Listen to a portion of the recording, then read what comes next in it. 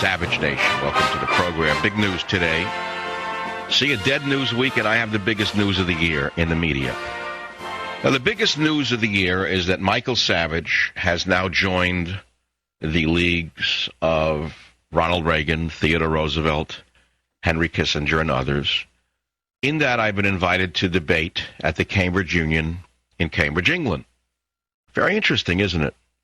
Michael Savage invited to Cambridge, England on Thursday, October 15th, 2009? How is that possible? They say you could either address the Cambridge Debating Society via live video link, or pending any revisions of your legal status, you could be here in person. You can see it on michaelsavage.com, the actual invitation if you think I'm making it up.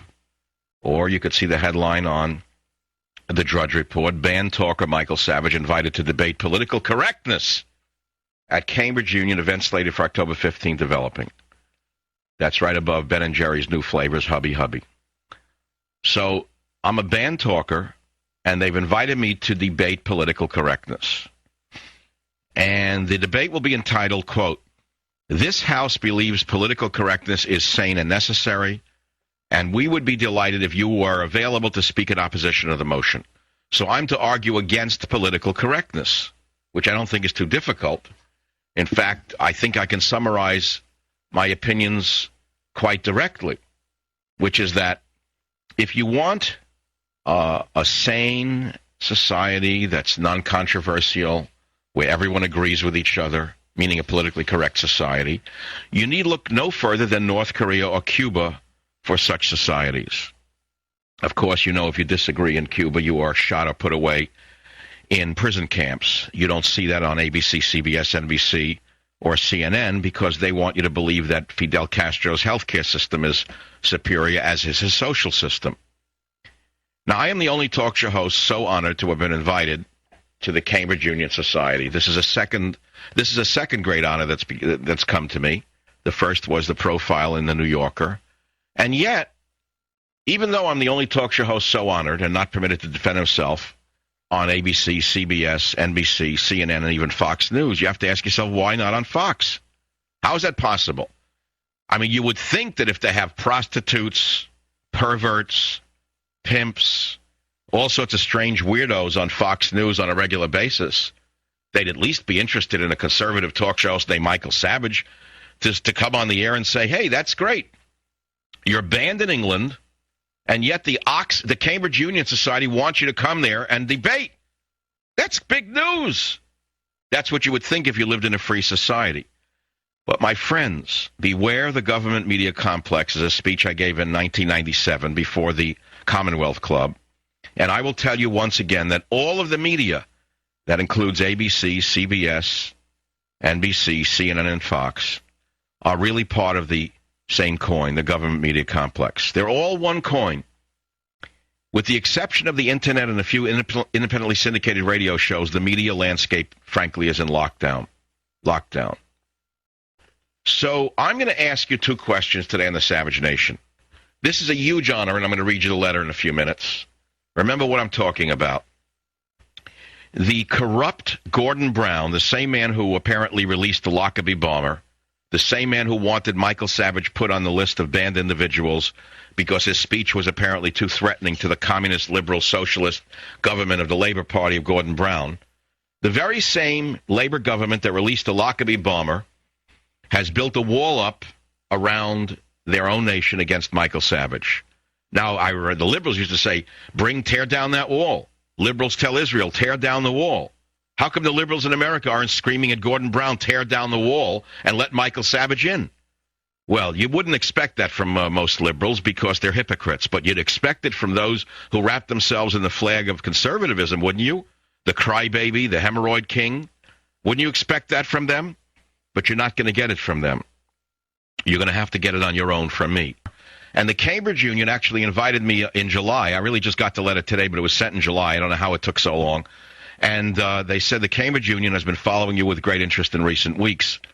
And they've invited me to debate on Thursday, October 15th, which is a great honor. Reagan, Roosevelt, and Henry Kissinger, amongst others, have been invited. You haven't been invited, have you? You in your pajamas over there. You cyberbully sitting in pajamas, drooling on yourself. You haven't been invited, but you want to attack me. You're going to make nothing of this, too? You're going to make nothing of all my achievements, you think, because you sit there and fire off an email to your schmuck friends? You're nothing. No one ever heard of you. You're nothing but cyber bullies. And that goes for those of you on the right as well. You're a bunch of phonies. You try to tyrannize anybody who doesn't toe your line. Well, you're not going to tyrannize me. That goes to you on the right as well as the left. I see the crappy emails you send out. You think because you sit there in your pajamas and send out a drooling email that somebody knows who you are? The hell with you. The hell with you. And that goes to all of you at Fox News. Shame on all of you. Because when this is all over, and history judges that I was unfairly treated, you will have been on the wrong side of history. All of you on Fox News. All of you self-righteous phonies. All of you who wear crosses and make believe you're so great because you're not a liberal. You are a liberal. You're no different than any of them because you're listening to that bigot over there who tells you not to have Michael Savage on. Shame on you. Of all of them, Fox News is the worst. I'd expect this from Wolf Blitzer and the cohorts at CNN. I'd expect it from Katie Koran. But I wouldn't expect it from Fox News, which poses as a conservative organization, and yet they ban Michael Savage. How do they differ from Gordon Brown? What have I said that's so frightening to Rupert Murdoch's minions? Well, add it up, government media complex. And I want to tell you something else. Because of you, this is all happening. Because of my audience, which is so powerful, the Cambridge Union has invited me to debate. That's a great honor. History will judge that I am the most honored talk show host in American history. I'll say that right now. History will judge that Michael Savage is the most honored talk show host in American history. There's nobody who can come near me. I am the king of talk radio in the United States of America, if not the world. If you didn't know it from the New Yorker article, then you'll know it from the Cambridge Union. And the reason I'm telling you is because if I don't tell you, nobody will tell you. The fact is, it's the truth. And the fact is, history will judge me as such. And I want to remind you of something else. My book, Banned in Britain, was not touched by one New York publisher. They allegedly publish conservative authors, but they won't publish Michael Savage. I have 4 bestsellers, New York Times bestsellers, and they won't touch me? Why is that? What are they so afraid of? Who do they answer to? They take lesser people, illiterate lesser people who copy books from Thomas Paine and put their name on it with quotes around it, and they call that a book? So I published Banned in Britain myself.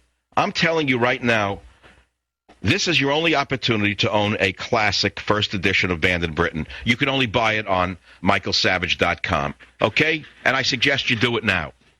They understand why I'm defending myself. You don't have to explain it to people who understand what freedom is. Now, what do I mean by that? They understand what freedom is. Let me give you an example. If you let these Obama thugs get away with it, they would seize restaurants that people built through 40 or 50 or 60 or 70 years of family hard work, and they would say the state now owns your restaurant. This was done in Cuba. This was done in Cuba. Businesses were seized by the gangster brothers, the Castros, and they were taken away from people who had built businesses up over a 50-year period. They stole sugar plantations, they stole hotels, they stole restaurants, and they said, in the name of the revolution, we're taking your restaurant. And they turned it over to incompetent bureaucrats who could not run the restaurant. The restaurants became shabby.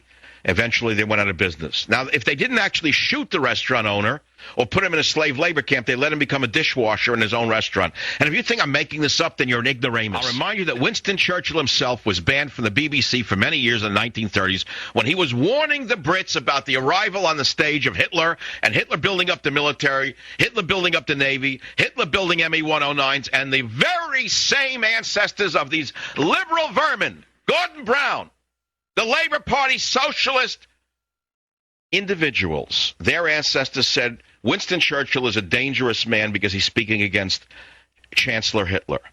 Winston Churchill is a dangerous man because he's a warmonger. Winston Churchill is a dangerous man because he's telling us to remilitarize the British military. Build more guns? No. Make more bullets? No. Build a new fighter jet, a fighter plane? No.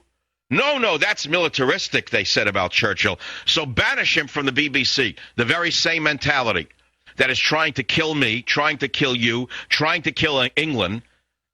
The very same mentality that almost killed England in World War II. Do you realize what would have happened had Churchill not stuck with it, the Bulldog, they wouldn't have built the Spitfire. There would have been no victory at the Battle of Britain. The Nazis would have broken the back of England, and they would have descended into 1,000 years of darkness had the Russians and the Americans not saved their butts. But they would have lost England, is the point.